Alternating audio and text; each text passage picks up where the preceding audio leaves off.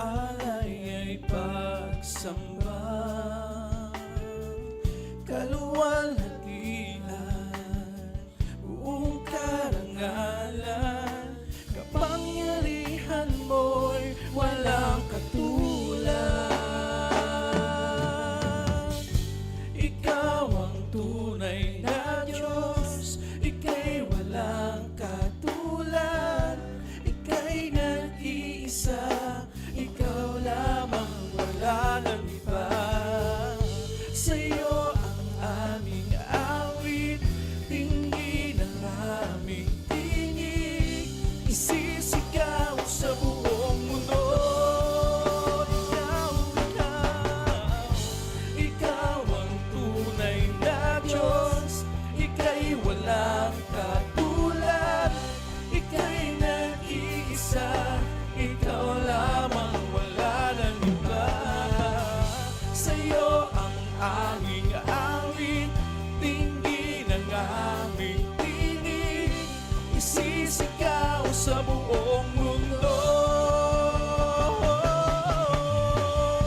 Ikaw ang tunay na Diyos, ika'y walang katulad, ika'y nag-iisa, ikaw lamang, wala nang iba. Sa'yo ang aming awit, tingin ang aming tinig, isisigaw sa buong mundo.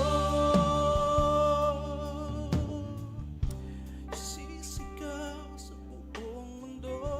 Yes, Lord. Isisigaw sa buong mundo. Yes, Lord. Thank you, Jesus. Thank you, God. Thank you so much. Salamat po, Panginoon. Panginoong Jesus, ang iyong pag-ibig at pagpapala sa aming buhay. Salamat po, Panginoon. Walang ibang Diyos ang aming buhay. Wala kaming ibang kikilalanin kundi Ikaw, O Diyos. Salamat po, Panginoon, sa iyong sakripisyo at muling pagkabuhay. Salamat po, Panginoon. Ikaw ang kasama namin sa araw-araw. Ikaw, O Diyos, ang humahawak sa aming mga kamay. Nagbibigay ng ngiti sa aming mga labi. Salamat, Panginoon, sa iyong pag-ibig na walang katumbas, Lord. Immeasurable love.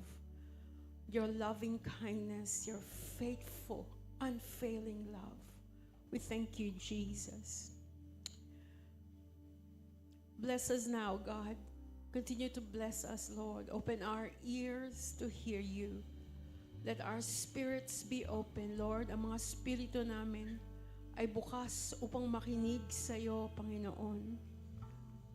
Makarinig kami ng katotohanang mailalagay namin ang pananampalataya dahil ikaw ay di kailanman nagmamaliw o nagbabago. Ikaw, Panginoon, ay tapat. Salamat po, O Diyos, sa pangalan ni Jesus. Amen. Sige po, pwede na po tayo umupo. Praise God. Sa hindi po nakakakilala sa akin, ako po si Pastor Cha from Sydney, Australia. Madaming gano'n, no? Madaming taon na yun. Okay, tapos na. At ako po,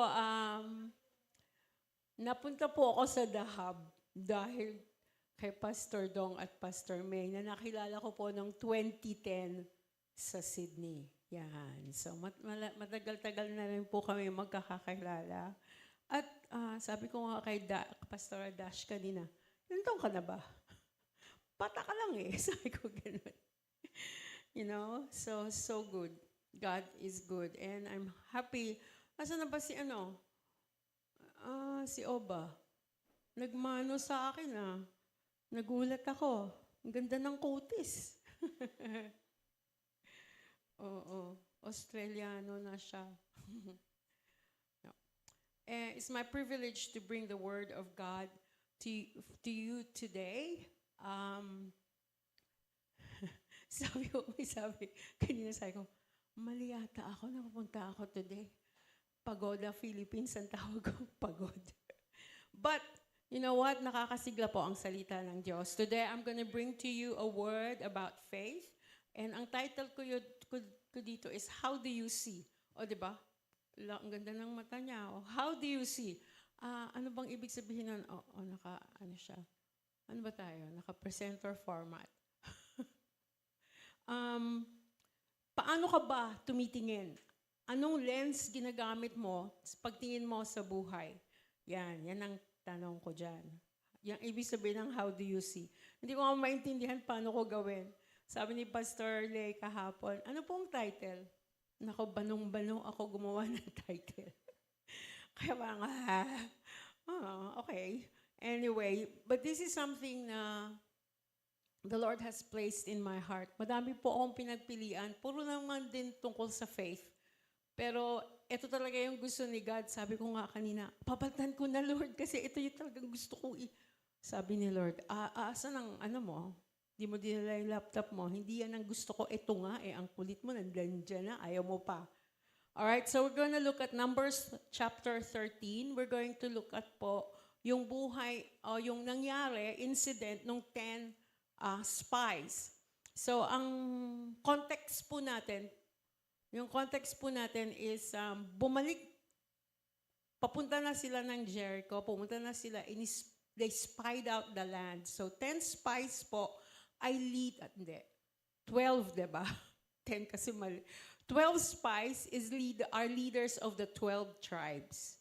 Okay? So they've gone to spy the land, nag-espiya po sila dun sa pinangako ng Lord sa kanila ng land, and bumalik na sila to give a report. Ito ang report ng 12 spies. Alright, Numbers 13, babasa po ako sa English kasi nag-try ako sa Tagalog, balo-baluktot. Wag na lang. So kung meron kayong Tagalog Bible, okay din naman. Kasi naintindihan nyo naman yung English and Tagalog, di ba? Mas hindi nyo maintindihan pag tinagalog ko eh. So, ano nagsasabi niya? Numbers 13, verse 1. So, sasabihin ko po yung verse kasi medyo mahaba yung kwento nito. The reason po na binabasa ko yung word is because I believe that the word of God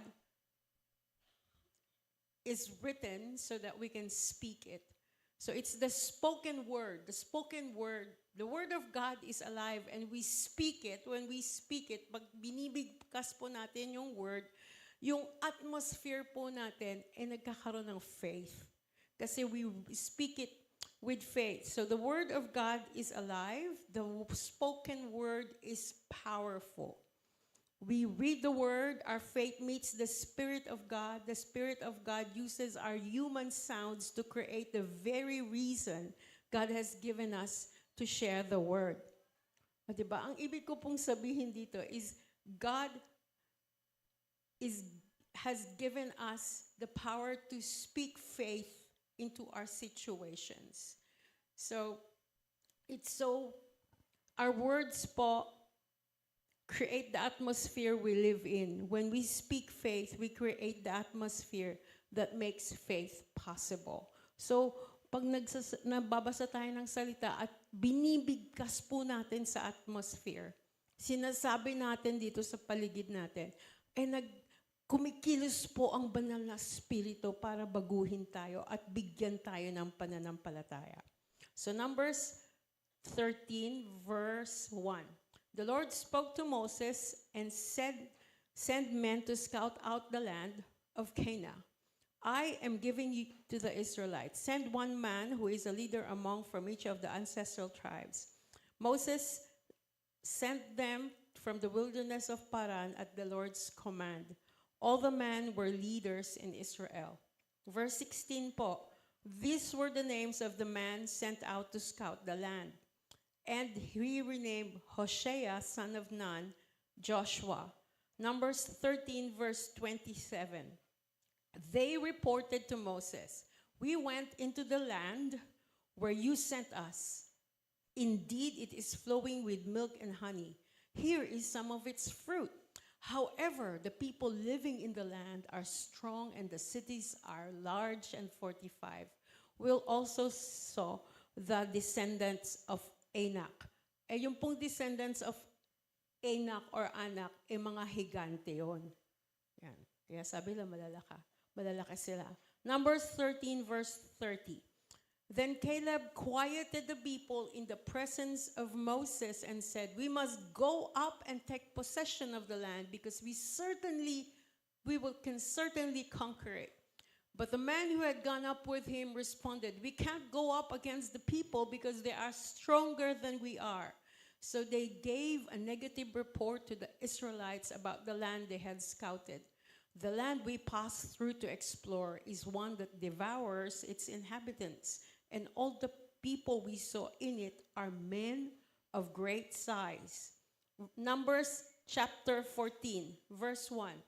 The whole community broke into loud cries, and the people wept that night. All the Israelites complained about Moses and Aaron, and the whole community told them, if only we had died in the land of Egypt, if only we had died in this wilderness. Why is the Lord bringing us into the land to die by the sword? Our wives and little children will become plunder. Wouldn't it be better for us to go back to Egypt? So they said to one another, let's appoint a leader and go back to Egypt. Numbers chapter 14, verse 19. Please pardon the wrongdoing of these people. This is Moses speaking. In keeping with the greatness of your faithful love, just as you have forgiven them from Egypt until now. The Lord responded, I have pardoned them as you requested.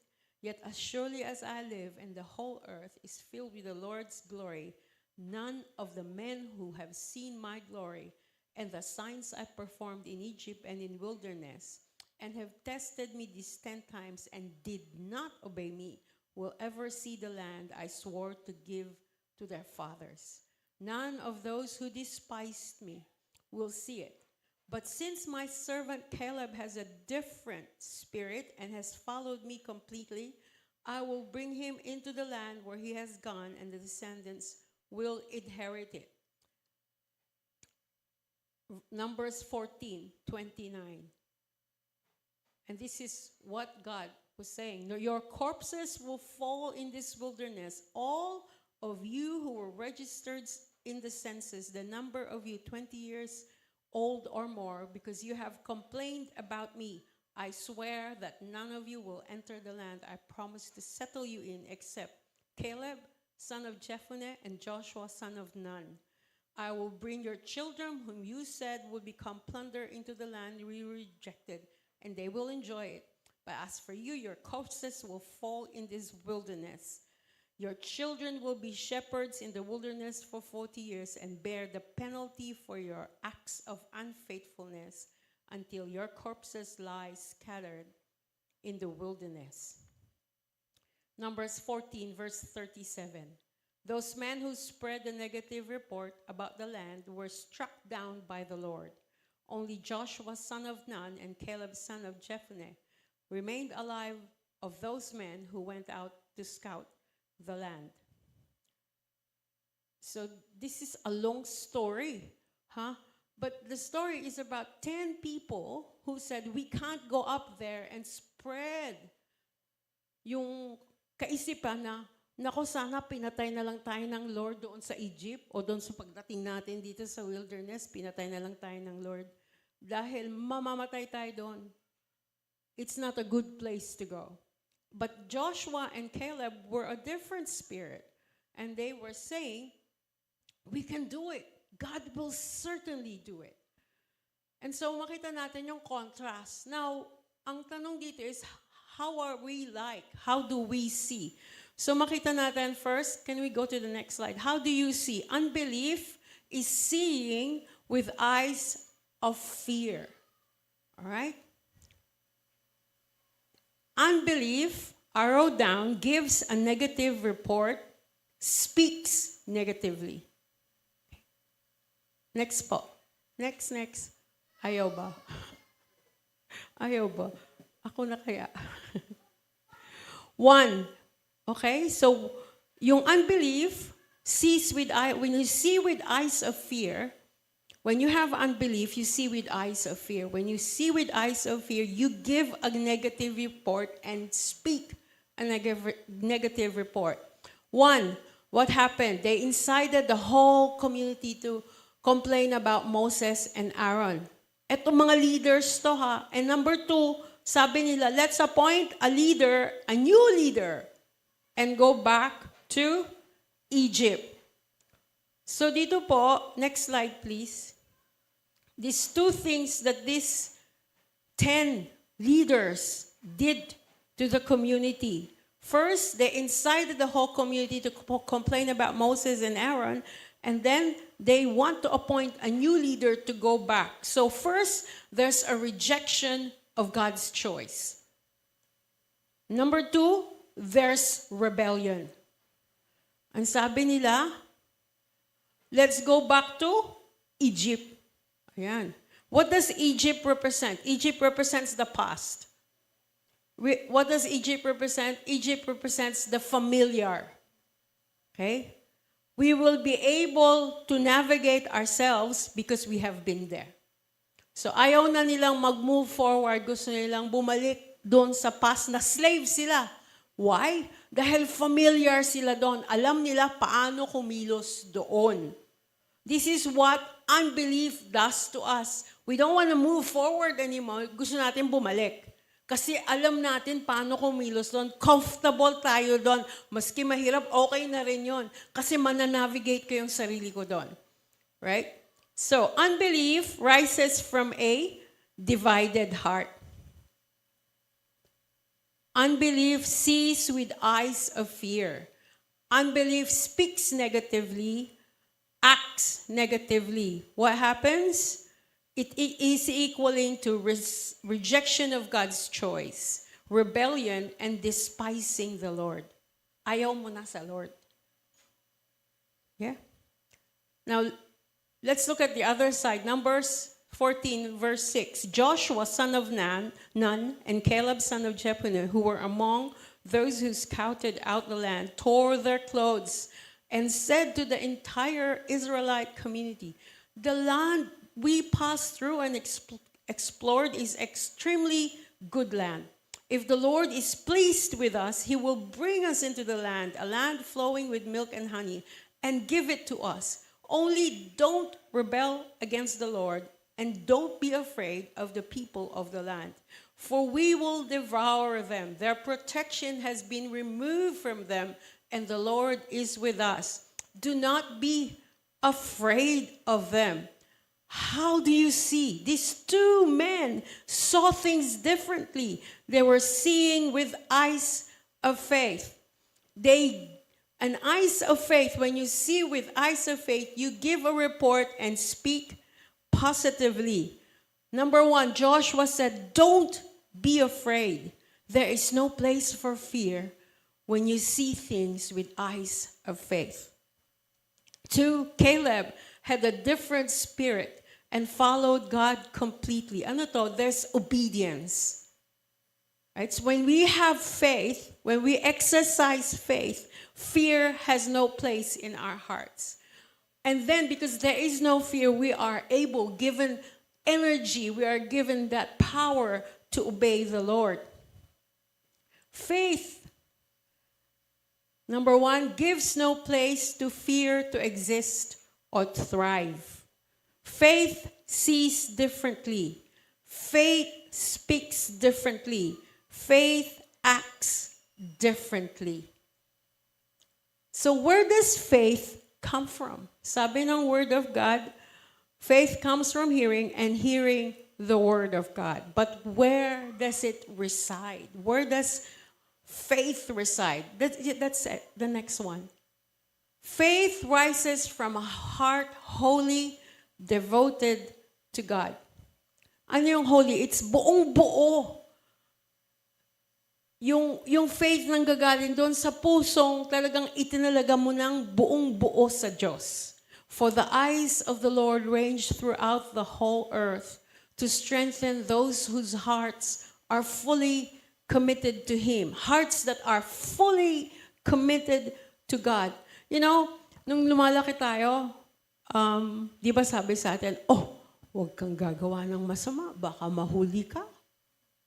Parang ang Diyos nang huhuli ng gumagawa ng masama. But this verse, asan na yung verse? Tells us, no, the other one. Yeah, 2 Corinthians, yes. Go back. No, go back. You're going forward. Go back. There. See, the eyes of the Lord range throughout the earth. Is He looking for someone who is doing the wrong thing? Sinong hinahanap ng Lord? Kaninong puso ang hinahanap niya? The ones who are devoted to Him, fully committed to Him. So God is not looking for people who are sinning. He's looking for them because He wants to save them.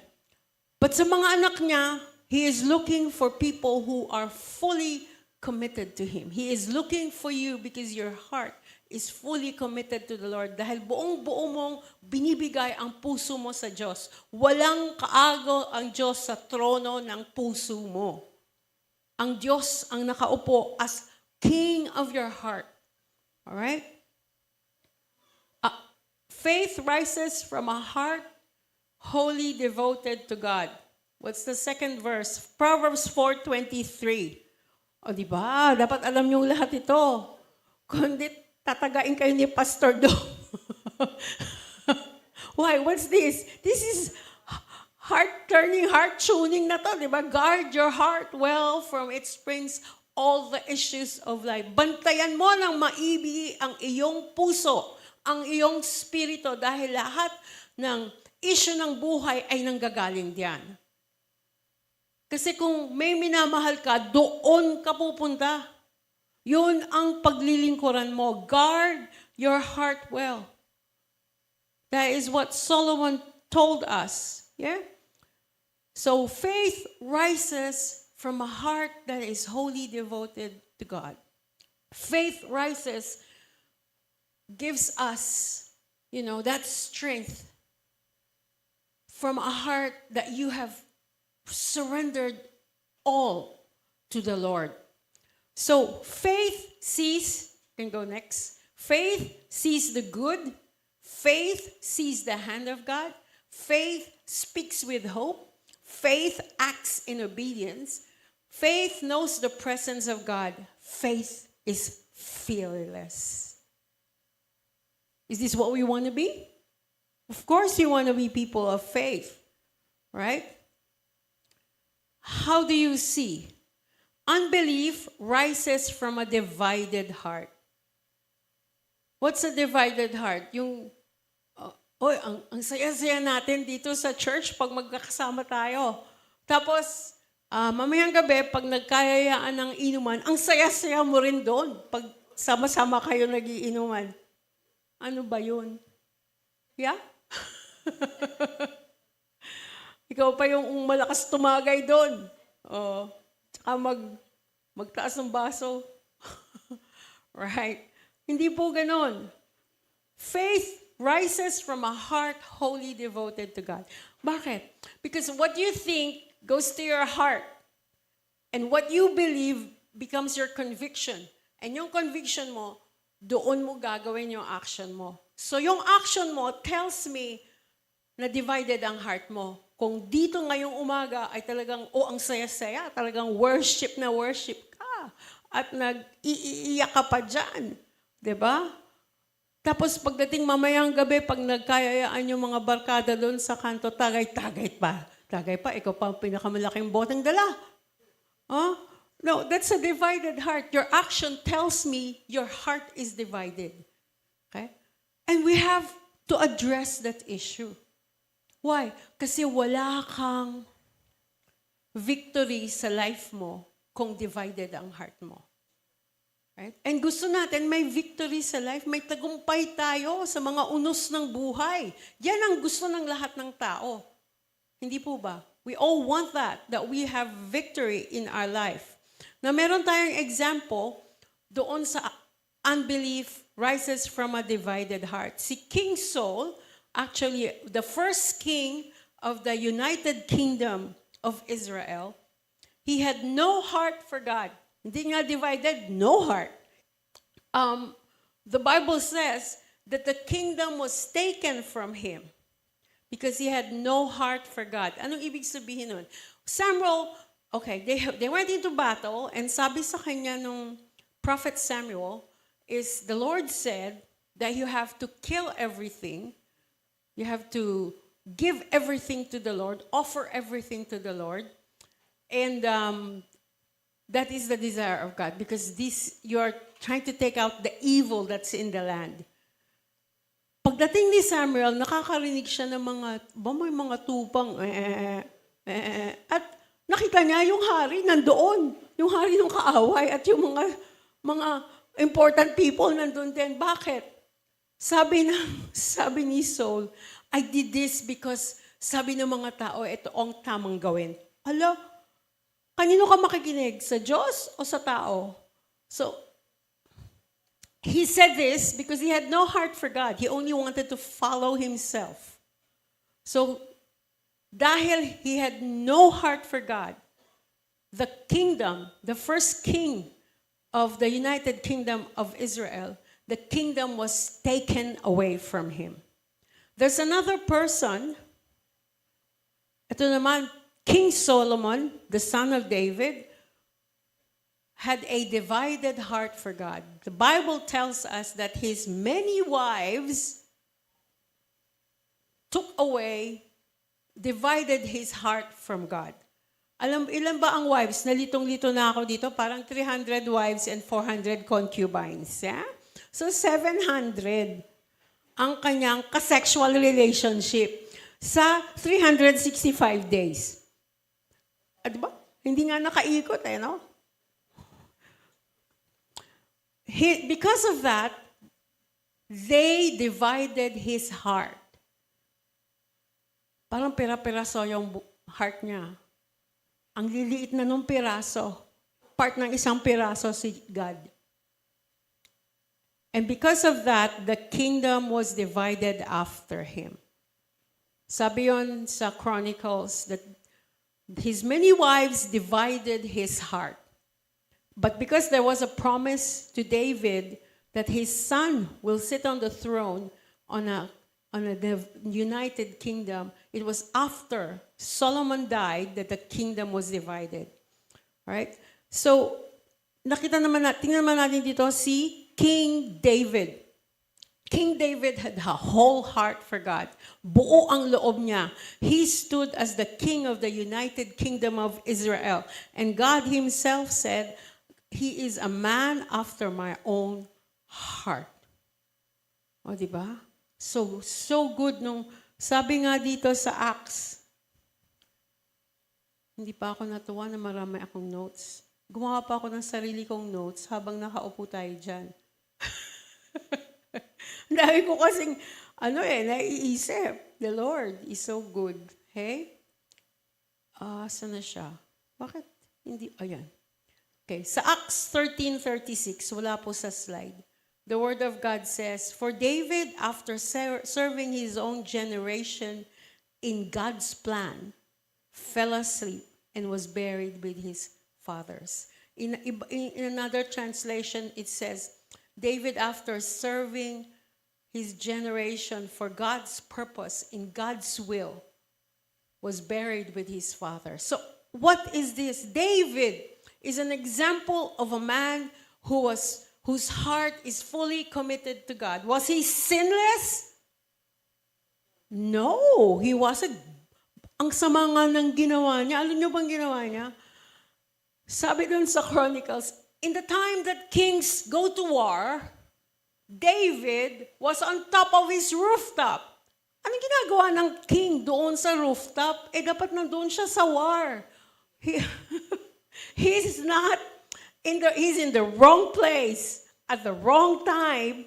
So nakapasok ngayon ang temptation. Hindi naman siya pumalag. Bumigay siya doon sa temptation. So he is not a perfect person. Yeah? Ano nakita? Nakita niya si Bathsheba, tapos pinatawag niya. Siyempre yung babae, hari yun. Alam nga naman, hindi ka pumunta doon. Tapos nalaman niya, ang asawa nito si Uriah ay isang magiting na soldier. Alam mo sabi nga kay General Joab? When you go to battle, and the men go forward, let Uriah be in the front. At pag nandun na sa harap si Uriah at andyan ang mga kaaway, magre-retreat kayo. Hayaan nyo siyang mapatay. Oh my goodness, that's murder, isn't it? And sobra yung corruption na yon. Hindi lang siya nagnakaw ng bilyones, nagnakaw siya ng buhay. Oh. And then when David was confronted by the prophet Nathan, did he say, hindi ako yan. Hindi ko alam yan. I invoke my right not to incriminate myself. Sinabi niya ba yan? Yan ang mga sinasabi ng mga, gugulo. You know what he said? Oh, my God, I have sinned against you and your people. Inamin niya. His heart is fully devoted to God. Hindi siya nagsabing, hindi po ako yan, Lord. Hindi ko yan ginawa. Hindi siya nagtago. He owned up to his own sinfulness.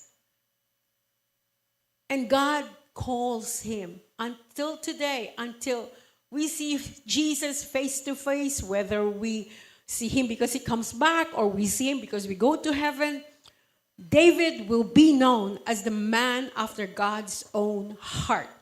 Not because he was sinless, but his heart was fully devoted to God. And when he was confronted with his own sins, hindi lang isa yung sin niya, madami. He owned up. He was so humble before God and he cried, I have sinned against you, O Lord, and against your people.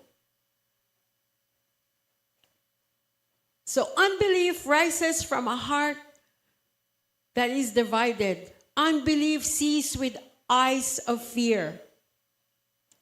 Unbelief speaks negatively. Unbelief acts negatively. Unbelief rejects the choice of God. Unbelief rebels against God. Unbelief despises the Lord. Faith rises from a heart wholly devoted to God. Faith sees the good.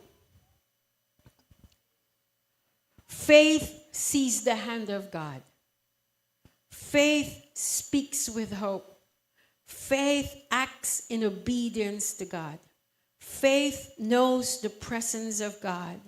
Faith is fearless. We are going to stay on this slide. I want you to look at that and I want you to ask yourself, how do I see? How do I live my life? Do I have a divided heart or do I have one heart for God? You know what this is? This is the word blameless. Hirap na hirap ako sa word na to. Kasi doon sa Bible nakalagay, you must be blameless. Ay, paano? Ako laging sinisisi pag may nangyayari, di ba? Hindi ako blameless. Ako yung favorite i-blame. Bakit? Panganay ako leader ako Ako nag-decide. Ako ang favorite i-blame. Hindi yun ang ibig sabihin ng blameless. Ang ibig sabihin ng blameless is integrity in your heart. The word integrity comes from the word integer. Sino dito ang mga marunong sa math? Ano ibig sabihin ng integer? It is one whole number. So, ibig sabihin, if you have integrity sa puso mo, you are what you are before God, what you are in private is what you are in public. Akala nyo ba hindi namin nakikita kung what you are in private? What you speak, what you say, what you do, what you decide to do, lumalabas po if you have faith or unbelief. Nakikita po yon, nakikinig ako po, I'm a people watcher. So I'm always listening to people. I'm always looking at what they're doing. I'm always asking, what is their decision? Why did they make that decision? Because, we need to help people come to that place of faith. But it's only going to happen if we surrender all of our heart to God. So this morning po, even if you do so much good, even if you go to 100 million mission trips, mahihimatay po kayo dun. Hindi ko kaya yun. Even if you do all the good in the world, because you're a Christian, but you have unbelief, because you have a divided heart, it means nothing, because God is looking for faith. He's looking for faith, and He wants to strengthen your faith. He wants to strengthen you. He wants to make you a person who can see the good, a person who can see the hand of God, a person who can speak with hope in a situation so difficult. Ikaw ang magdadala ng pag-asa dahil may pananampalataya ka sa Diyos, dahil buo ang loob mo. Hindi mo pinaghati-hati ang loob mo sa madaming bagay, sa madaming tao, kundi buo ang pag-ibig mo sa Diyos at buo ang pag-ibig niya sa'yo. So you can act in obedience. So you know the presence of God and wala kang takot. Why? Wala nang time matakot kasi hindi mo makita yung takot kasi nakikita mo yung goodness of God. You know why you give money to God? God doesn't need your money. Kung akala nyo ba, kailangan ng Diyos ang pera, hindi po. He owns the cattle on 1,000 hills. Diba sabi ko nga, Lord, isang cattle lang. Pero Lord, patatabihin mo ako kasi pag pinabagsak mo, baka naman madaganan ako, maded ako. Diba? But God is looking for a person who will trust Him completely. Who will give their hearts completely to Him. It's so hard. Alam nyo bakit? Because we want to run our own lives. We want to be the boss. But if God is the boss, if Jesus is the king, this is what's going to happen. A heart wholly devoted to God, makikita mo ang goodness of God. I am not giving money to the church because I want God to bless me. I am already blessed by God. That's why I can give. Hingin nyo sa Lord na makita nyo ang pagpapala niya sa inyo. Huwag kayong magbigay para makakuha ng pagpapala. That's wrong. That's prosperity gospel. Nagbibigay tayo dahil pinagpapala na tayo ng Diyos. So dumulog kayo sa Diyos and sabihin nyo, pagpalain nyo po ako, Panginoon. Pagpalain mo po ako, Lord.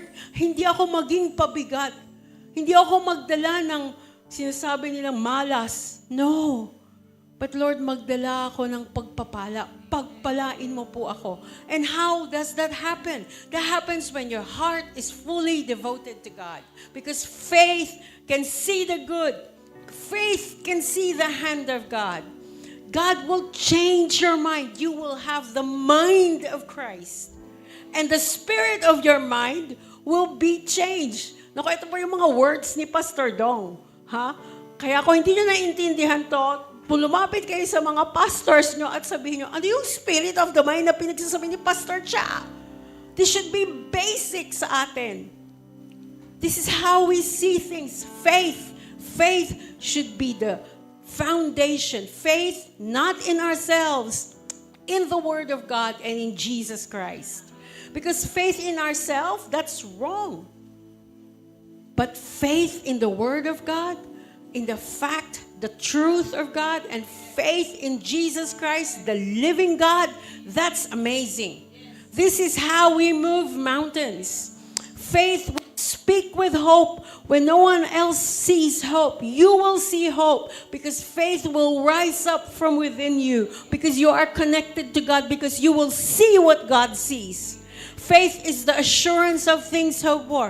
Assured ka na yung hinihiling mo ay ibibigay ng Diyos. Walang mintis yun. Hindi ko nga lang alam kung anong itsura nun. But it will come. God will answer. I know He will.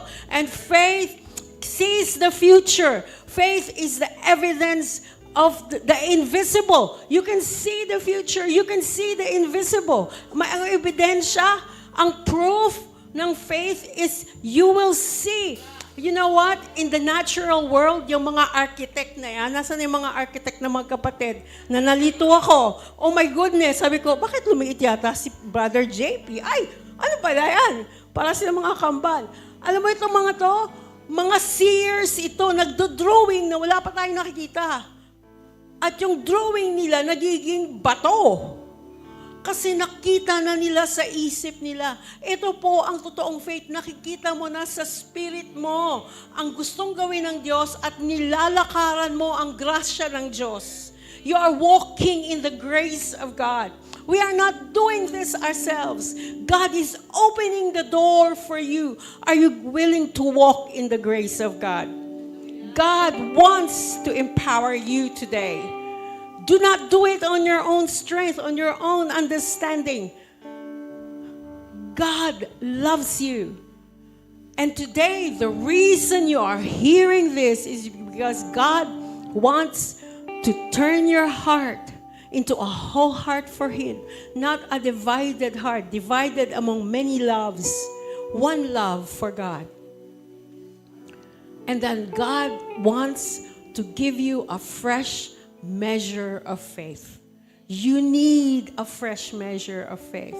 Every day, we need a fresh measure of faith. And the promise of God is great is His faithfulness. They are new every morning. So yung faith natin for today, mamayang 12 midnight, tapos na yon. Yung measure ng faith na yon is for that day. Tomorrow morning, bigyan ka ng bagong measure of faith. Punong-puno for your life, for the people that you love and care for the people that will come into the kingdom because you have faith. God loves you so much. He wants you to come along with Him and rescue the world. We are on a rescue mission.